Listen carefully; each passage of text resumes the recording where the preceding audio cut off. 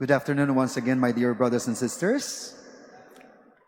I don't know if, as Christians, you have actually carried and you became bearers of the Word of God to people around you.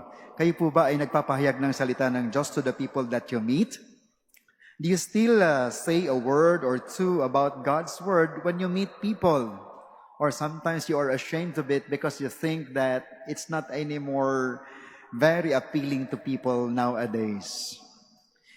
I know that you have your own baggages that hinders you to proclaim the Word of God. But let me tell you a true story.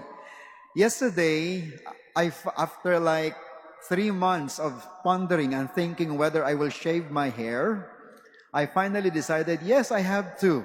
Now, this is like the first time in 4 or 3 years that I again shaved my hair. And it has a reason. I have a reason for doing this. The very first reason is not about how I look like, because I don't really like this one. But this will do a lot of good to me because nowadays, because of the traffic, I usually take the motorbike. I don't drive the motorbike here in Manila, but I usually take Joyride or Move It or whatever, Angkas.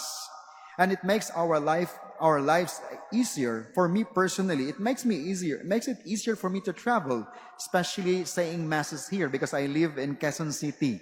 It's quite far. When traffic is bad, malilate ako. So yesterday I said, no matter what people will say about how I look, I think people will understand, and it's okay, no problem. Because my hair had been my baggage. Why am I telling you about the motorbike? Because before, when I take the motorbike, sometimes I would hesitate to do it because of the fact that when I put on the helmet, first, the helmet would smell bad. Secondly, if I put on the helmet, after putting it on, without putting water, my hair would not go back to its original position.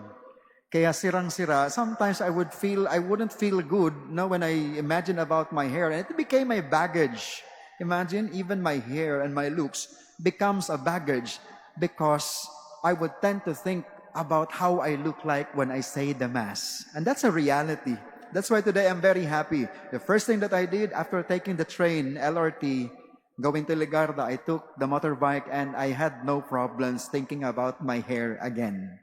And I said 2 masses already, and I was so happy with it because I don't have to concern about how I look like. Kayo po ba?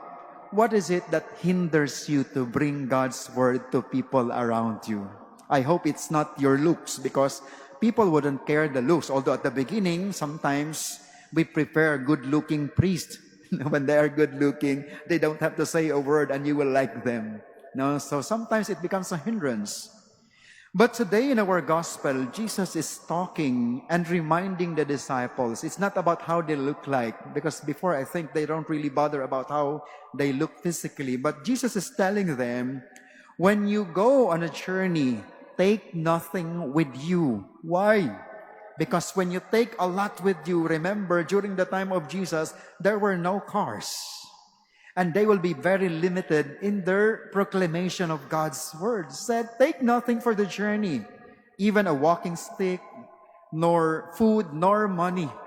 But why is Jesus telling them to do these things? Bakit kaya matindi yung reminder niya? No? Why is it like that? Aside from the burden of carrying those things, when we have everything, when we fill our life with all the material things, we may be forgetting the generosity of God. And when we have everything, sometimes we tend to forget that we need to take care of our relationship with God. Di ba? Pag yayaman ka at marami kang pera, sobrang busy ka na, and you tend to forget that there is a God who has given you everything. But God is not telling us na don't bring anything. He's just saying that do not bring whatever it is that makes you difficult to travel. Because God does not want misery. Ibig sabihin, He wants to provide you with everything. And for us missionaries, ako personally, I am a missionary. I am a Montfort missionary. I travel from time to time. I don't have a parish. I work in a seminary. But when I go to a mission, I make sure always that I only bring with me the necessary things that I need, so that I can go wherever God would want me to go. And luckily, by God's grace, hindi naman ako pumapayat. People would say, you are a missionary. Poor pa naman yung mga missionaries. Yes, we are poor, but God would never neglect the needs of His poor missionaries. That's why if you see priests, even missionary priests, we are never payat. We are always mataba because God would always take charge of what we are needing. Sabi sa ating ebanghelyo na if you look at it closely, we may neither have too much nor too little, but divine providence. Alam niyo yung divine providence? That's God's providence, God's generosity.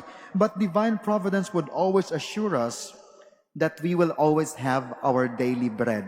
Palagi tayong may tinapay. That's why when we pray the Our Father, the Lord's Prayer, we say, give us today our daily bread. We never say, Lord, give us our bread for today, for tomorrow, and the following day. Why? Because God wants to tell us, just believe in me, trust in me, and I will be giving you whatever you need. And that should be enough for the day, because tomorrow is my concern and not your concern. That's why, my dear brothers and sisters, today, as we continue to reflect on our readings, I hope that you will tell yourselves, Lord, why is it that sometimes I fail to trust you?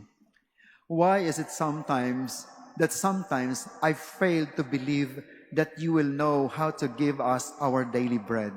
And as you go out today, as we finish our Eucharistic celebration today, I hope that you will go to your homes telling yourselves and being convinced that you have a God who will never neglect or forsake you, especially in the very things that you are needing.